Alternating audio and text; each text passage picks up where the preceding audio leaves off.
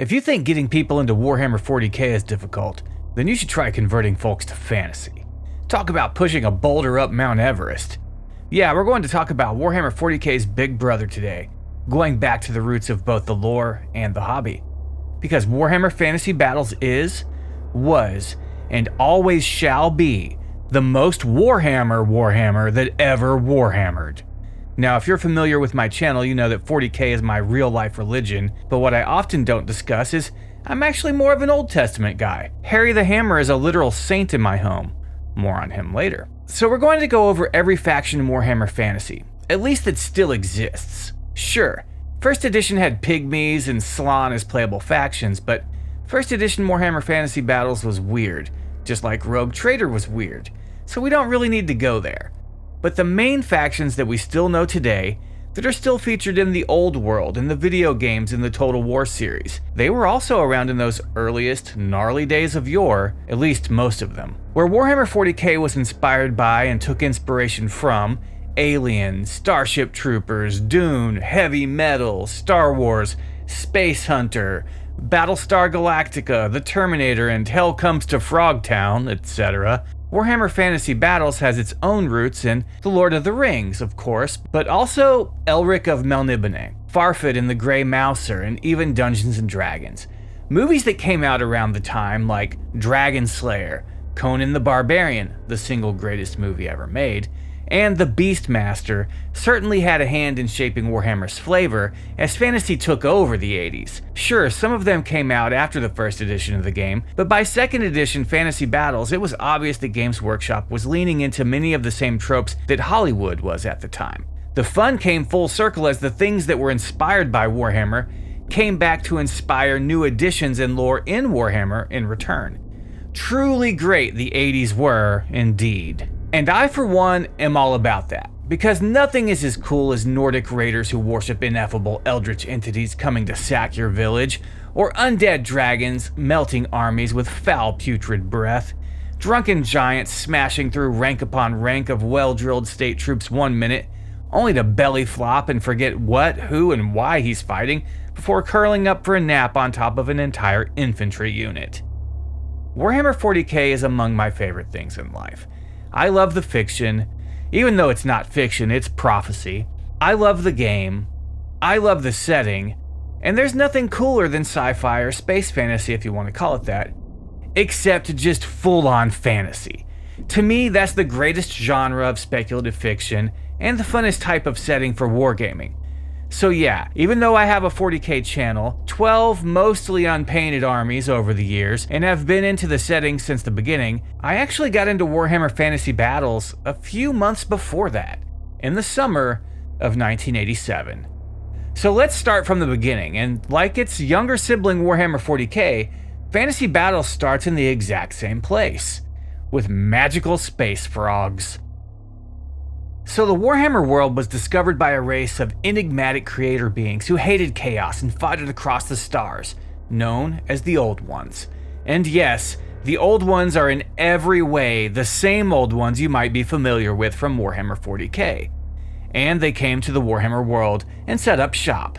Maybe the Necrons were giving them guff, or the Catan were eating them, or some other unknown reason. Either way, they came there, arriving at the dawn of time. And the Old Ones didn't just arrive, they set up shop in the world, the fated place, building great warp gates at the poles, and creating a race of amphibian toad dudes known as the Slann. The Slann were super psychic badass space toads, just like in 40k. If there's any single point where 40k and fantasy meet, it is the Old Ones and the Slann. So the lizard men, the Seraphon, were created and sent to rid the world of the races that inhabited it. The first race subservient to the Slann, and the Slann were the only race allowed to commune with the Old Ones, so the lizard men didn't even get to talk to them. And in fact, only the first spawning of Slann were allowed to speak to the Old Ones directly. But yeah, the lizard men were created to rid the world of all the races that inhabited it before, and get led in battle by the big toads. Eating everything and everyone who stood in their way, they are dinosaur men riding actual dinosaurs after all. And now you see that the lizard men are a lot like fantasy's Tyranids. But the original endemic races and species of the Warhammer world were all eaten by the lizard men before the dawn of time, We know nothing of them. The only known race to survive that time is the dragons, who are very few in number.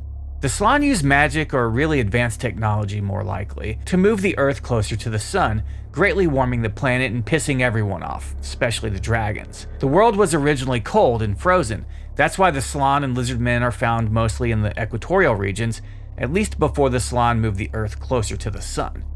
Eventually, they then get attacked by chaos as their warp gates failed or whatever, and they became places where the warp spilled into real space, creating the realms of chaos at the poles. So the Old Ones needed more than just the lizardmen and the Slann to back them up, and they created elves to fight chaos, and eventually all the other races would come in time as well, all created by the creator beings. However, the elves contest that their gods, who they believe created them, are the Old Ones, but they contradict themselves and blame human translation errors. It's most likely that the elven gods' names are actually just their language's names for the Old Ones, but they like to be enigmatic and all elfy about everything. But it is also possible that their gods are their own pantheon. But then that just doesn't add up. Elven creation is probably only really understood by elves, which is just the way they like it. But there isn't much to know about the lizardmen, except they are the first super soldiers of the Old Ones, work under the super magically gifted space toads, the Slann, and ride dinosaurs. Oh, I guess there's the whole Mesoamerican vibe and all the fun, colorful feathers they wear, the cool Aztec and Mayan-inspired pyramids they build. Imagine having your heart cut out as your sacrifice to the sun god atop a giant pyramid, but instead of Aztecs tripping on ayahuasca and mushrooms, it's dinosaur men who simply eat you. That's the gist of the faction.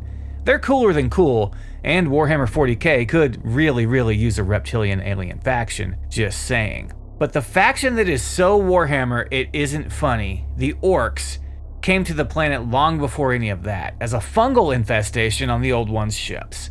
And the Orcs in fantasy are literally the same Orcs from 40k. They came from space and ended up on a feral medieval world, but otherwise, they're exactly the same. And the Orcs just want a good fight, and have been in the old world with endless foes to contend with since the beginning. In all honesty, the old world may just be a paradise, the afterlife for the orc race. They don't even have to mess with shooters. Just put on some metal plates for armor and run at the foe with a cleaver or an axe or whatever. Yeah, this is pretty much the optimal situation for any orc. They're stoked they ended up on this planet, and instead of janky tech that only works because they collectively believe really hard, they get to fight alongside goblins riding wolves, totally drunken giants, trolls, and my favorite, wyverns. Every nation in the Warhammer world has to contend with these brutes. And actually, there's more to orcs in fantasy than in 40k in many ways.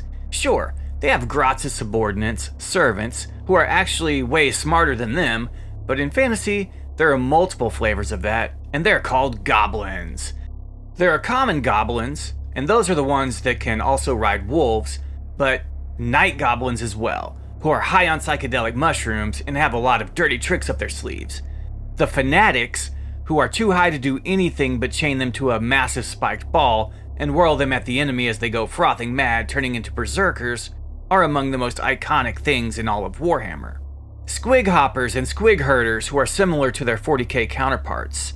And the night goblins sure are cowardly, relying more on their dirty tricks and massively outnumbering the enemy than anything that resembles tactics or skill at arms. But the one thing fantasy has for goblins is snotlings, tiny little goblinoids that make common goblins and night goblins look huge in comparison, the way goblins make orcs look. And these guys are a lot of fun. They have a pump organ style battle wagon. What could be more fun than that? But the orcs are themselves divided into different types. We have regular orcs, sure, but also savage orcs and black orcs. Savage orcs are literally like even more low-tech, cavemanish brutes than the regular orcs who already have that going on in spades. They wear nothing more than loincloths, disdain armor, and use crude stone weapons. Yep, right out of Captain Caveman's playbook. They don't really appeal to me much, but they're there. And they can field a huge spear that takes 2 orcs to carry, so I guess that's pretty cool. But the black orcs are the best of the best that the boys can field. Smarter, bigger, and meaner than even their regular common orc cousins, the black orcs are natural-born leaders of orc kind. Now their origins are known to us, but you'll have to wait until later in the video for that. Still, if you want to field a general that is going to crump everyone and everything it comes upon, then Black Orc war bosses are going to be your go-to. Put one on a wyvern or in a boar chariot, and little will be able to stop it. Now, orcs in fantasy follow many of the same tropes as they do in 40k. They're big, dumb brutes, sure, but they always get a little smarter the bigger they get. And they get bigger by crumping enemies. And the biggest, the baddest, the greenest Black Orc of all is Grimgor Ironhide. To put it bluntly, Grimgor is a force of nature. He's unstoppable. And Grimgor is the orc who has the honor of leading his people in the end times. And he sure does wreck some face. Probably nobody did as much damage as this guy. Oh yeah, before I forget, goblins have a catapult that they can use to fling themselves at you. All in all, the orcs are the funnest faction. If you don't mind random things either making or breaking your strategy, and you don't mind losing or winning because of those random things, then this is the faction for you. They have giants too, who fight alongside the greenskins for payment in fungus beer. Yeah, pretty much every giant is a drunk in this setting. But hey, nobody's perfect. And giants are as random as it gets. You never know what they're going to do when they get in combat. They might take their club and smash rank upon rank of enemy soldiers, or they might just grab a single enemy and stuff them in a bag. And the randomness can make for some good times, some laughs and jokes, but you better not rely on that giant bringing you victory. It may do anything but that. Orcs are a faction you can't go wrong with. Sure, they're simple. Hulk smash is basically their whole thing. But it can be a blast to field them. And like in 40k, there's no getting rid of them. Once a planet's infested with orcs, it's always going to have orcs. All you can do is pretty much nuke the whole world. So, orcs will never let you down if what you're in it for is a fun game and a good time. Next, we're going to talk about the elves, as they've been around for a hot minute. So if you're familiar with 40k, you'll know the Craftworld Eldar, the Dark Eldar, and possibly the Exodites. But those are all just copy-pasted from fantasy, literally with a slight facelift and some makeup. But the best part about fantasy elves is there's no clowns. Ulthuan is where the High Elves live, and it's kind of like a Craftworld. They have the same gods, more or less, as the Eldar in 40k, and they are led by the Phoenix King, who is super pompous and douchey, as you'd expect from a High Elf king. Really, they have an amazing, beautiful miniatures range, but the High Elves are not exactly the most interesting folks in Warhammer. They're pretty generic. Think Tolkien, and you've already got 90% of it. But God, do I love this faction. I love the insane magic they can wield, and the awesome power of the great swords and dragon princes. Yeah, they ally with dragons and ride them. So, fun. Eventually, the Phoenix King died in a situation that needs its own video, and his super douchey son tried to take the throne, but he got burned. Every elf king has to step into the eternal flame and be reborn like a phoenix. The elf gods thought Malekith was a bag of dicks and rejected him. So he got burned and went off to form the Dark Elves and bone his own mom, who had a nice rack, but that's still super gross. But what do you expect from the Druchii? So yeah, they start their own way of life, get down with chaos cults and Slaanesh and whatnot. Malekith becomes the Witch King and founds the nation of Nagaroth, where he raids everyone piratically with his black fleets. They're one of the most fun factions in the setting, and are actually more interesting than their 40k counterparts, the Dark Eldar, as they don't actually need to do the cruel things they do to stave off Slaanesh. They just do it because they like it. And they're just as corrupt, evil, sadistic, and out of touch as the Drukhari, so yeah, top tier fantasy faction. Oh yeah, and they have evil elf knights in full plate that ride dinosaurs. So what more could you possibly want? Okay, we hear you, they have black dragons too. How about a cult of living, sacrifice-obsessed witch elves? High elves are pretty much the paragons of goodness and light, except they fail at all the wrong things like basic manners and social interactions, exuding pomposity and self-righteousness like a fat kid sweating on a hot day. And dark elves, the bondage freaks, Cenobite adjacent, evil fae folk that your Irish great-grandmother would have scared you with stories of if she didn't perish on the Titanic. Evil for the love of evil, contemptuous, jealous, covetous, All the fun things that we love in fantasy evil factions. Plus, did I mention Morathi has a pretty nice rack? Both races have some amazing characters, from Tyrion, who is possibly the biggest hat in all of Warhammer, giving even Bretonnians helmet envy, Teclis, his brother, a mage who becomes a god and has a playable model in the Age of Sigmar, fantasy's afterlife if you ask me, and the blind ninja Eltharion, who's pretty much Rutger Hauer from Blind Fury for the High Elves. And the charred and now masked Witch King on his wicked black dragon, Malekith, his mom with the aforementioned rack, Morathi, who becomes a snake goddess in Age of Sigmar, and Malice Darkblade, the Cold One Rider, one of the most underrated characters in Warhammer for the Dark Elves. I wish they'd bring the Malice Darkblade comic back. That was rad. But there's another elven faction in Warhammer Fantasy, and that is the Wood Elves, who splintered off from the High Elves as well, and settled in the forest of Athel Loren after the War of the Beard. We'll get to that, don't worry. The Wood Elves have probably the best looking miniature range in all of fantasy. It's that good. But they are basically the Exodites of this setting. They ally with tree men and dryads, fey beings of all manner, and spirits of the forest and of the hunt. They are pretty evil in many ways, or at least they're so isolationist that they'll murder anyone who trespasses on their lands if the mood strikes them.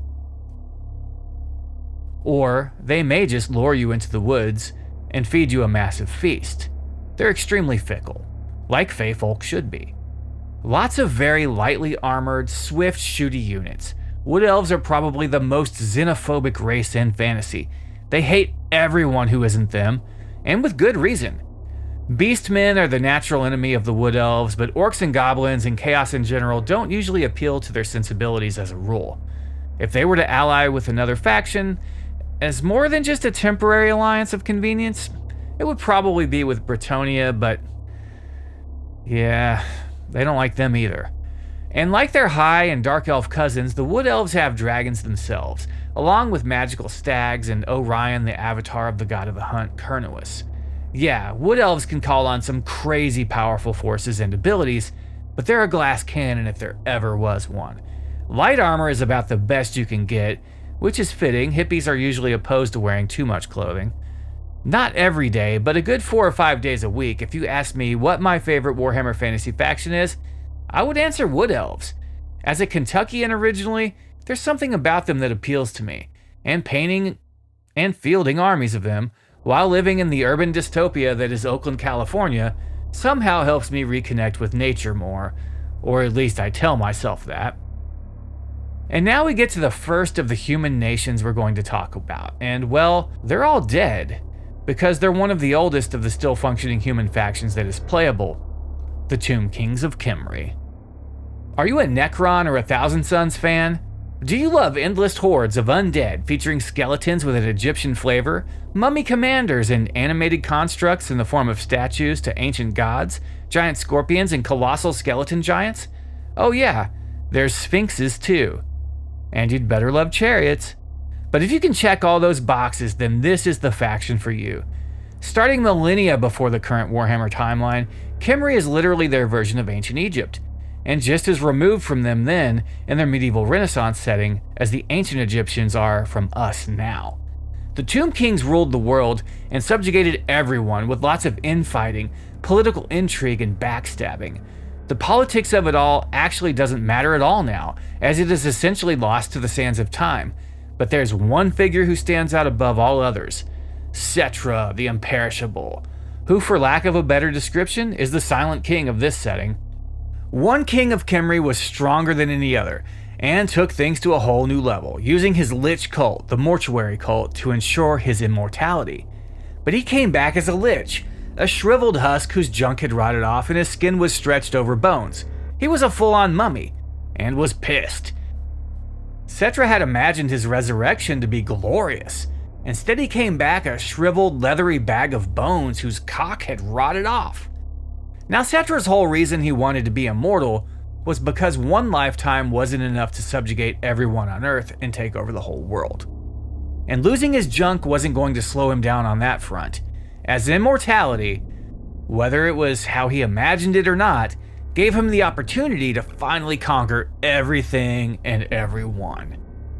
But out of Khemri would also come a man who would become literally death itself, the god of undeath, Nagash. And Nagash not only became an extremely powerful necromancer during his lifetime, but did eventually ascend to godhood and even survive the destruction of the old world during the end times, which is when Games Workshop ended the Fantasy Battles setting, and he endured, and still endures to this day as a god in the Age of Sigmar setting and game. And while he does have an awesome, gigantic centerpiece model for Age of Sigmar, his original fantasy model was, well, okay, how do I put this? It's generally regarded as the ugliest, worst model that Games Workshop has ever made. I don't personally feel that way. I hate others more, but it is certainly a unique interpretation, to put it kindly. But Khemri is really cool and really ancient. They invented necromancy essentially, and because of that, inadvertently vampires. And because of that, eventually another faction would rise out of the grave in the form of the vampire counts. But early editions of Warhammer had the vampires and the mummies on the same team. It was all one undead family, and they all partied together. And had I not seen a bone chariot with a skeleton wielding a two-handed axe, with a skull of a bull on its head instead of a human one, and a screaming skull catapult with a lich backing them up, if I hadn't seen that in Dragon magazine in 1987, I may not be here today talking about Warhammer on YouTube. But that brings us to the next faction, one that is as iconically Warhammer as anything else, ever. The Empire of Man. Now the game is called Warhammer, and it turns out that there is an actual Warhammer that the game is named after, the legendary Ghal Maraz, a mighty weapon of renown from an age of myth and heroes. And this mighty weapon was wielded by the barbarian tribesman who would become a king, Sigmar, the Heldenhammer himself, the god emperor of mankind of this setting. Indeed, the very template that they literally just again copy-pasted into 40k and came up with the emperor. So the Empire of Man is the nation and a faction that you can play as, the main faction of the game, and the one the Imperium of Man is loosely styled after in 40k. 12 nation-states that all come together under a common banner, forming the Empire. And Sigmar is not just a myth to the people of the Empire, but he's their god now. Well, depending on which province you're from, he's either your one true god or one of your gods. They're not exactly as religiously unified as the Imperium of Man. But no matter how much esteem your province has for him, Sigmar is the barbarian who became a warlord, who became a king, who became a god. Same exact arc as Big E, if that sounds familiar to you. Each city-state of the Empire has its own flavor and color scheme. And 2,500 years after Sigmar, his magic hammer, Ghal Maraz, is still being wielded by the current emperor, Karl Franz. And before Games Workshop blew up the old world and killed the setting, and started Age of Sigmar, the Emperor Karl Franz had tabletop miniatures. The most recent one, repackaged for the old world and playable as an Empire hero on a griffin, does in fact come with Ghal Maraz. So yeah, you can use the Warhammer, Sigmar's own master-crafted artifact, the iconic Ghal Maraz, in the actual game Warhammer. It's mind-blowing, and 40k thinks it's the cool kid. So the Empire is basically medieval Germany. Think the Holy Roman Empire, and has lots of cannons and arquebuses and crazy, highly engineered contraptions like a steam tank. Yes, they have an actual tank, and it is glorious. Sure, it's fantasy, but that doesn't stop you from getting your tank on for all you treadheads out there. Try Steam, you'll probably like it. Wizards and warrior priests of Sigmar back up nobles and knights, fighting alongside well-drilled state troops and even free company militia. But the Empire excels at shooting like nobody else. Heavy armor, lots of black powder weapons, tanks. Oh yeah, they have griffins too. There's nothing not to like here. They have the Warhammer. How many games has Games Workshop named after this thing? This is the Warhammer, gifted to Sigmar himself by the dwarfs. And that leads us to them. And in Warhammer Fantasy, it isn't dwarves, it's dwarfs. And they are probably the single most generic faction in the setting. Have you read The Hobbit and or The Lord of the Rings? You have? Then you 100% get Warhammer Fantasy dwarfs. I love them, but they're just all the most generic dwarf tropes ever shamelessly slapped onto a tabletop wargaming faction.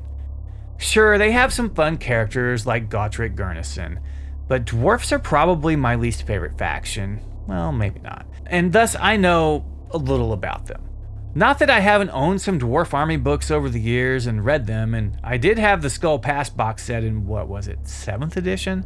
But there isn't much there for me. They live in the mountains, like beer, build and craft awesome stuff, use runes, have beards that are tied to social status, etc. It goes on and on. But when we look at what they became in Age of Sigmar, Warhammer Fantasy's sequel setting, to me it's just the fantasy version of the afterlife. The dwarves are not generic at all and are very specific and weird steampunk sky pirates that fly on airboats, which is cool. But somehow I prefer the dwarfs from Fantasy Battles. Despite being the literal embodiment of what anyone would say if you asked them to explain fantasy dwarfs, lacking any and all imagination, they're perfect. They are what they are, and they're amazing at it. Dwarfs made friends with humans and gifted the hammer Galmaraz to Sigmar. Orcs and goblins, chaos lords, and every other baddie that messed with the human and dwarf nations would come to see that hammer as the very symbol of their doom. But the dwarfs and elves had a hard way to go of it. They started out friendly enough, but some dark elves staged some attacks on dwarfs, and did it as a false flag operation, dressed up as high elves. The dwarfs didn't even know about dark elves, because, an elf is an elf. So they sent an ambassador to Ulthuan to find out what happened, to seek recompense and an apology, etc. Well, Kalidor II was kind of an impetuous Phoenix King, and he had the dwarf's beard cut off, the most massive insult you could do to a dwarf, and sent him back to his people.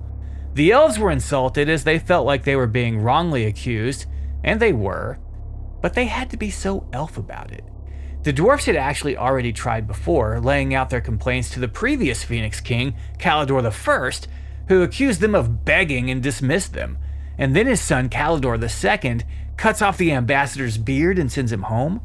Well, of course this started the War of the Beard, 400 years of grudge-based warfare that whittled both races down and severely weakened them. Eventually, the dwarf king Gotrek Starbreaker would slay the Phoenix King after 4 centuries of war. And it was kind of like the Elf King was just over it. He dismissed his infantry and charged the dwarfs himself, dueling Gotrek Starbreaker and dying in the process.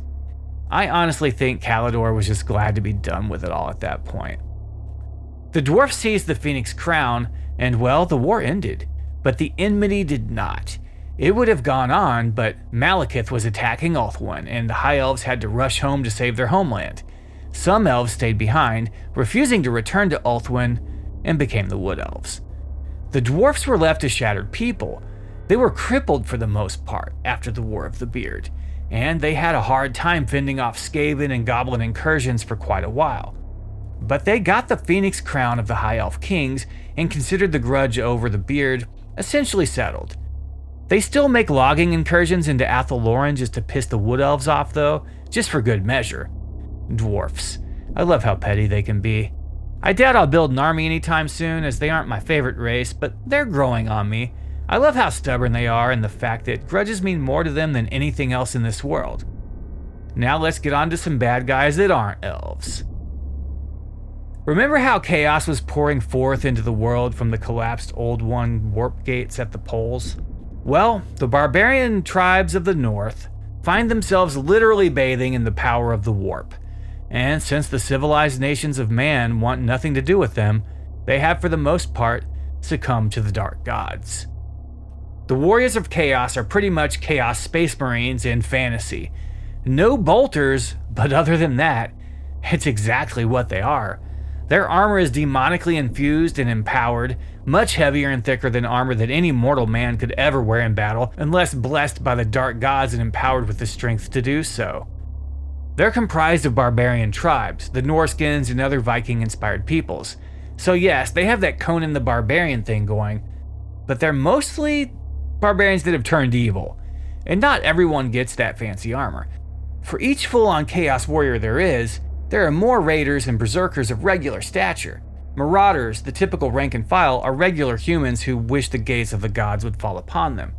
So yeah, the Warriors of Chaos are exactly like the Chaos Space Marines. They're super hulking brutes who are blessed by the ruinous powers and make war on the Empire of Man and the surrounding nations. But there are other Chaos factions that they can ally with, and often fight alongside the Warriors of Chaos. Demons, first and foremost, are exactly the same in the fantasy setting. They have the same names, often in the case of prominent characters. It's the same warp, and the Chaos gods are the same gods, so of course, their underlings are going to be the same. There really are no new things to look at here. If you're already familiar with Warhammer 40k, then you know exactly what is going on.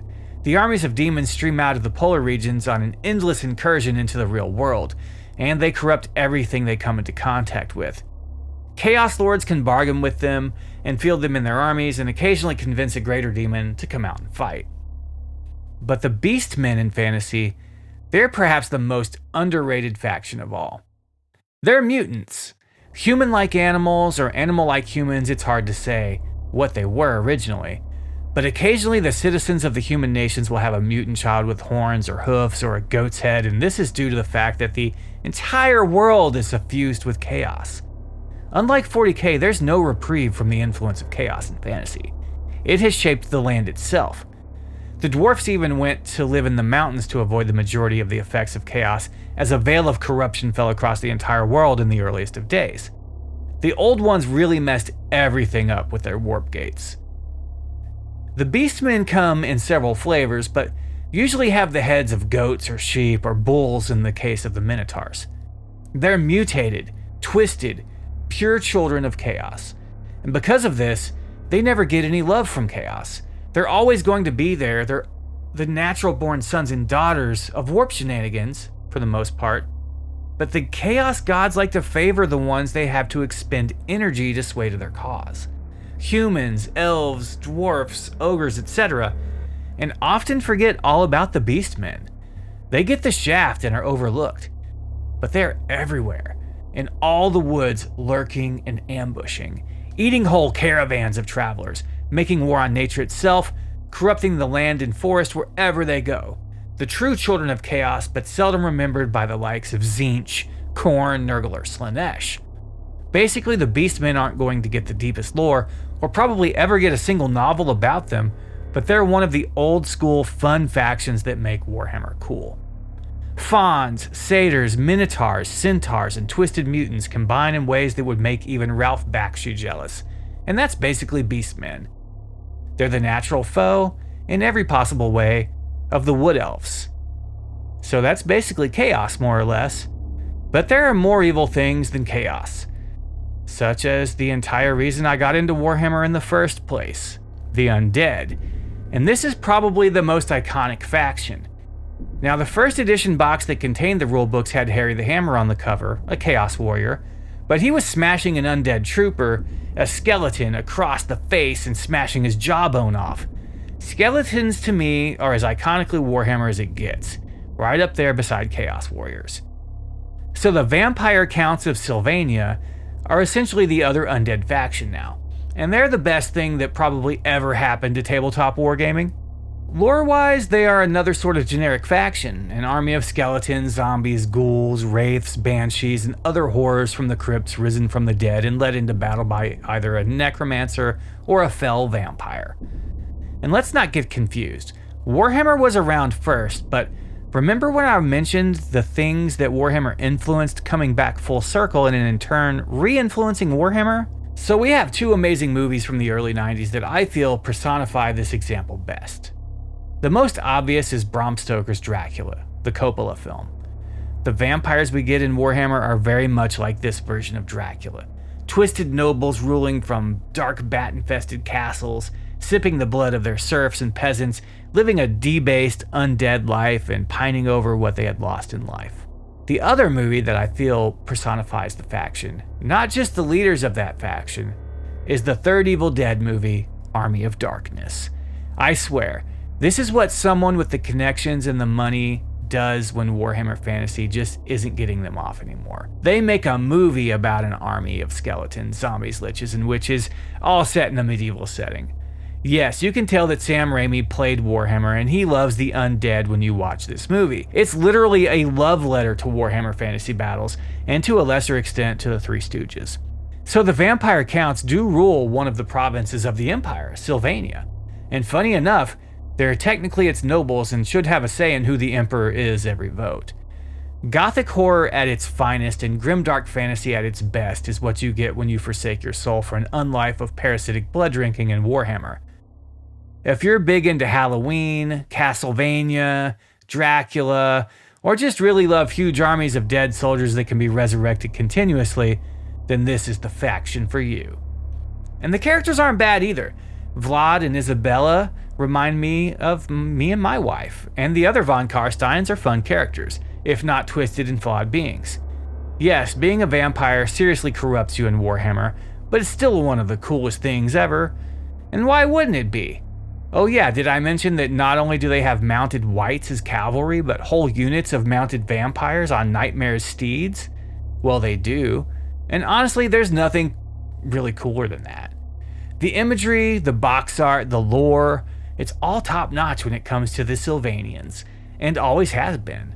And in fact, the very first playable named special character in Warhammer was Heinrich Himmler, the Lich. And funny enough, his sense of fashion would rub off on Fabius Bile about a decade later, because Himmler was definitely the first personality in Warhammer to wear a coat of sewn together human skin patches. Basically, wrapping up the vampires here, if this isn't your favorite faction, there's something wrong with you. Or perhaps you need to just wake up and taste the Dracula. Either way, you can shout "not today" at death all you want, but it slowly, surely, inexorably comes for us all. Warhammer Fantasy vampire counts are a stark reminder of that. I say, cool, let's celebrate death, not fear it so much. It's the one thing we all share in common. Coming into the home stretch, we come to the Kingdom of Bretonnia, one of the factions that seems like a caricature of an archetype. Knights. Mounted, armored nobility on horses and hordes of peasantry. Some fey magic holding it all together in the background, but yeah, if you understand the single word concept of knights, then you understand Bretonnia. But okay, let's look a bit deeper. Why not? So Bretonnia is a human kingdom, but unlike the Empire, it is stuck in the Middle Ages, in the Dark Ages. If you watch Monty Python's Holy Grail movie and then consider it as fact rather than humor slathered fiction, you'll get the point. They don't rely much on logic, technology, reason, brain power, or much else. Bretonians rely on horse, lance, armor, and the Lady of the Lake. Oh yeah, did I tell you this is all a King Arthur homage? Yeah, they even have a fey ghost knight who is literally the Green Knight. The Lady of the Lake is who really runs Bretonnia. Even above the king, her earthly embodiment is represented by the Fey Enchantress, and she crowns the kings and whatnot, blesses the armies, you know, all the religious mumbo-jumbo. But little known to the Bretonians, she's actually an elf goddess, Lilith, who is totally manipulating them. And the Wood Elves' kingdom of Athel Loren does exist within the borders of Bretonnia, but it is just not really feeling their whole vibe and is pretty much its own kingdom. Certainly it is to the Wood Elves, but they do often find common cause to ally with one another. Bretonnia is simple, but it doesn't have to be anything more than that. Knights are the coolest thing ever, and while Bretonnia doesn't have too much to offer beyond that, it does have some awesome flavors of knight. Because Bretonnia has Knights of the Realm, the main fighting force and most badass dudes of their society for the most part. Knights errant who are young and impetuous, a lot like most 40k fans. But not all, I'm proof of that myself. Questing knights who have great weapons, Grail knights who are straight out of Monty Python, and the best knights ever, Pegasus knights who ride Pegasi, if it wasn't obvious by the name. Now they don't have dragons, and they barely have any war machines, but they do have lots of cavalry, and as many peasants as you want to throw at any problem. Where the Empire of Man is based off the Holy Roman, British, and Austro-Hungarian empires, with a bit of pre-unification Prussia thrown in there, Bretonnia is really just Normans, like it may as well just be called Brittany.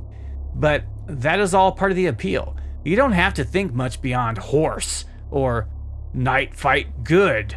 So this army is pretty much for everyone. Painting them is a cosmic horror all its own though, something that not even Lovecraft could have foreseen in his worst nightmares. I know a lot of YouTubers rip on Bretonnia, and some even call them horse molesters and throw around other reprehensible accusations. But I'd suggest just ignoring them, as Bretonnia is awesome. They look amazing, and their lore is actually fun. It's like a whole faction of single-minded Zap Brannigans who have all been duped and get dosed by drinking from an elf goddess's chalice. Sure, they're a bit silly, but they're iconic, archetypal, and pure fantasy tabletop gaming. Bretonnia is totally rad, and I for one am glad that GW is giving them more love lately than they did for the past 25 years. All they need is a little bit of work to stand out as their own completely unique human faction that is independent and separate from the Empire. Next up is Skaven, a race completely unique to Warhammer Fantasy since GW backed off of them being in 40k. Yep, there were once space rats in the lore, and they were called the Harud, but then the name was changed to a different race. Still interesting, but not at all the rat men that I, for one, have wanted to see in space since I was a little kid. But in fantasy, who really knows where the Skaven came from? They're all mutants, obviously, but whether they are rats that became man-like or men who became rat-like originally is unknown for the most part. What we do know is they have a rather strange addiction to warpstone and use it to power everything, and it is probably responsible for them becoming what they are today, a menace to the entire Warhammer world. These guys are the ultimate backstabbers, team killers, ladder climbers, narcissists, and in their constant struggle to one-up everyone around them, they usually end up ground to dust by the endless machine that is Skaven mortality. The attrition rate is very high just to exist as a Skaven, but by the time you die and your best friends are gnawing the flesh off your bones, there are 12 more to take your place. Skaven are an actual horror. They can pop up anywhere at any time, and they don't give a damn how you feel about it. The rat men would rule the world if they weren't just as busy offing one another as they are fighting the various other races. Imagine an entire race of Jenners from the Secret of Nim, and you have a good idea what being a Skaven is like. They have their own chaos god, the Great Horned Rat, that they worship, but don't expect anyone else to give a damn about it, and it has its own version of a greater demon in the form of the Vermin Lord that takes the field. Plague monks, ninja assassin guilds, arcane technologists, and heavily armed and armored shock troops are all facets of the Skaven army available to rat generals. But the rank and file are going to be simply clan rats, and you guessed it, Skaven slaves. If anyone is a contender for most difficult to deal with faction, it's the rat men. And this is what separates Warhammer Fantasy from so many other fantasy settings like Lord of the Rings or even darker works like Elric of Melniboné. There's no escaping the Skaven. Sure, you might kill them, even slaughter them by the millions, but Skaven are rats.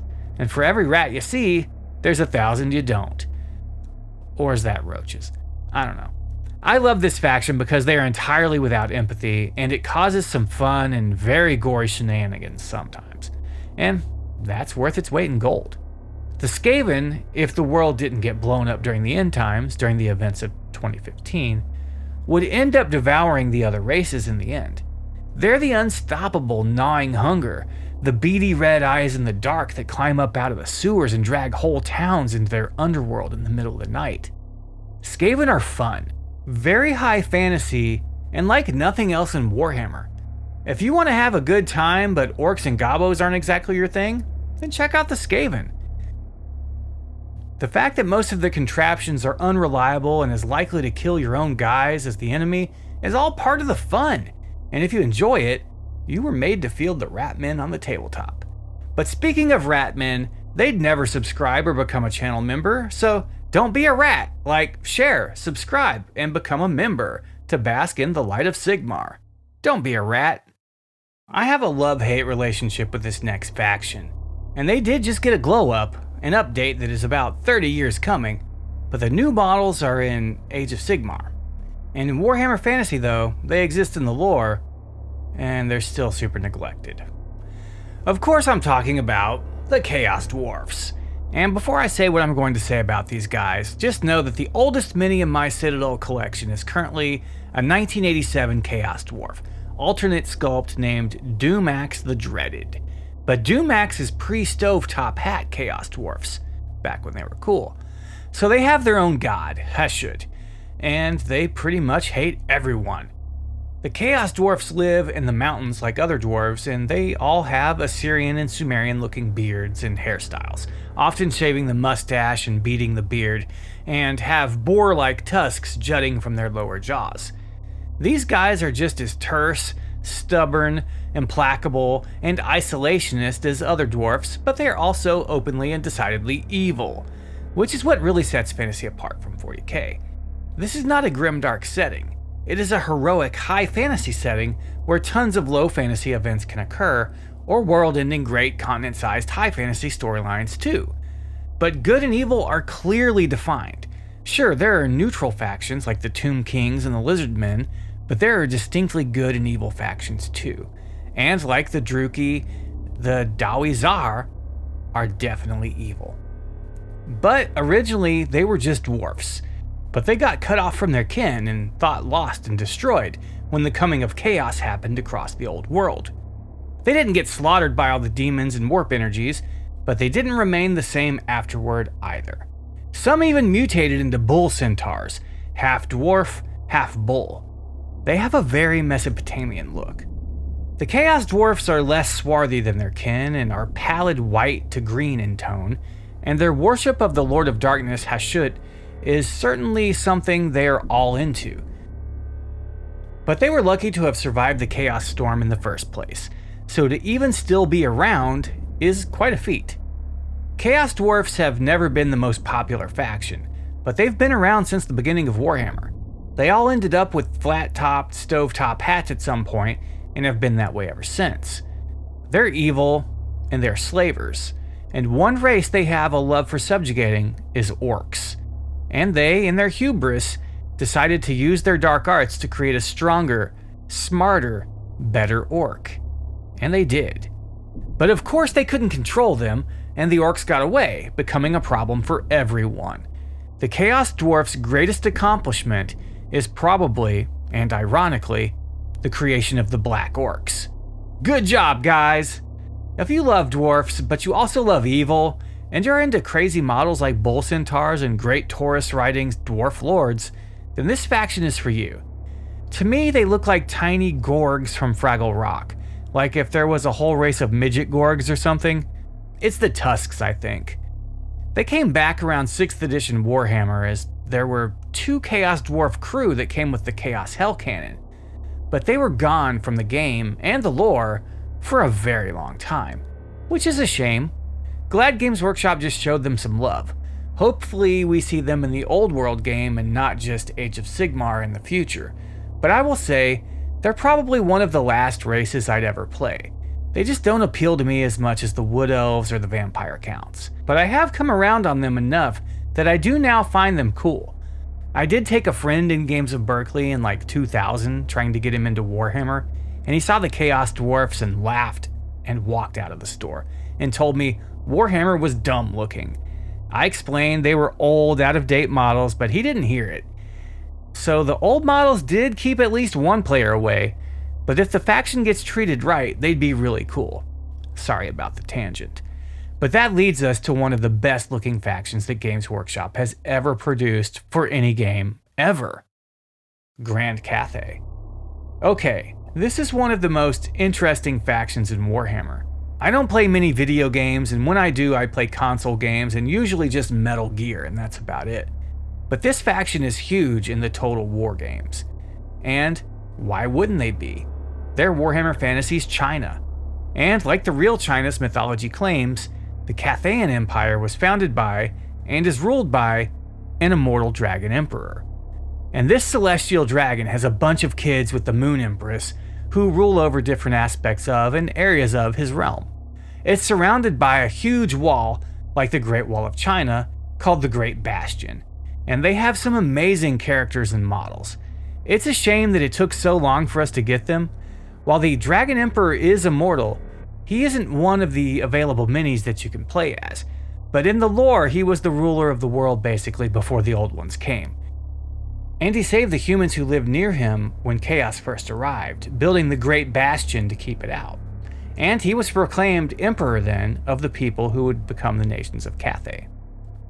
His children may not be full-blooded dragons, but we'll have to wait until DNA tests are developed to know for sure.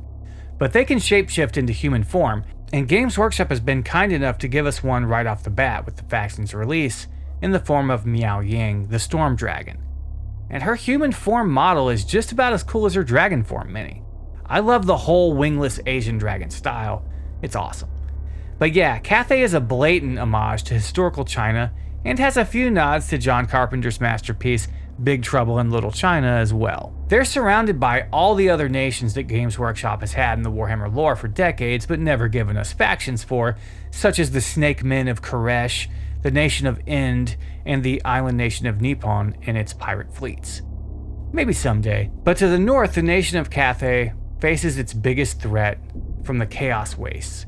Needless to say, the Celestial Dragon Emperor may not necessarily love the Old Ones and their lizard men, who fed many of the dragons to dinosaurs and themselves, but he really hates chaos. So, Cathay tends to ally with the civilized nations in Warhammer. There's a Silk Road too that links far eastern nations like Cathay with the Empire of Man, the nation of Khemri, and the Kingdom of Bretonnia, which is fun and a great reason to have different armies from all over the Warhammer world meet up and fight, which is honestly the entire point of the setting. Cathay has flying giant lantern airships, hulking colossal terracotta soldiers, mythical beasts as mounts, amazing black powder weapons, dragons, and some of the coolest looking rank and file troops and knights of any army. Truly blessed are we who live in this age when we can build and play armies of these guys, as they are totally awesome. If you love historical based armies, with a mythological, heroic, high fantasy twist, then this is the army for you. But to the west of Cathay, some people say Cathay, I don't like that. I say Cathay, whatever. But still in what is the Warhammer World's version of Asia, let's say Mongolia, we see what I personally consider the worst faction of all. The Ogres. I saw a big Warhammer YouTuber's video where they went to a grand tournament for 40k, and I have to say that every single person they showed in their video was like an ogre. Table after table, row after row of Warhammer players, all looking like Grease's Goldtooth. I hung my head in shame, wondering what happened to this community and praising Sigmar that I do not count myself among them. Being fat makes people hold on to tons of stress hormones and often leads to folks being a dick, or so I've heard, and whether or not that is true, it is certainly true of the ogres, who were the last race created by the old ones. Big, dumb, stinky, and eating is their religion. And you might just be that day's communion wafer. They will eat you. They are big, they are borderline racist as far as being an insensitive racial stereotype is concerned, and they are probably the most single-minded race in Warhammer. The ogres ride all sorts of Arctic-themed beasts, ally with yetis, cook sentient races and eat them, and worship their god by eating, and by throwing food and victims down the Great Maw, a giant hole in the ground where a warpstone comet smashed to Earth and left a bottomless pit. Which is exactly what each ogre is, a bottomless pit. And yeah, the fattest, greasiest, fat bastard-ass ogre of all is the king, and in the setting, we get him as a model wielding a drumstick, carried by dozens of little diminutive servants as he lays on them, lazily taking bites out of the club he wields. So, yeah, if you can't tell, I don't like the ogres much. I hated them when they came out as a full-blown faction instead of mercenaries that appeared in various guises that were available to several armies. And in real life, I always say, I'm not racist against anyone except fat people. So ogres are a small force where each one of them has multiple wounds, and the loss of any single model is a big loss. But they're super strong, like incredibly, as they should be. I find that I am more disturbed by the thought of being torn apart and eaten alive by ogres than hacked down fighting Chaos Warriors or Skaven. Okay, so there may be other factions, lesser known or mercenary forces such as the Dogs of War, and obscure armies that were removed or retconned. Pygmies. But for the purposes of this video, we have now come to the final faction. and it is one that is ruled by my own family, though Games Workshop uses the Romanov spelling, which the members of the imperial family used after escaping to England in 1920 on the HMS Marlborough. For we are talking about the Tsardom of Kislev. And what kind of Tsar would they be if they weren't a Romanov? I think we're seeing that play out in real time, but my opinion may be a little biased against Uncle Vanya, I do admit.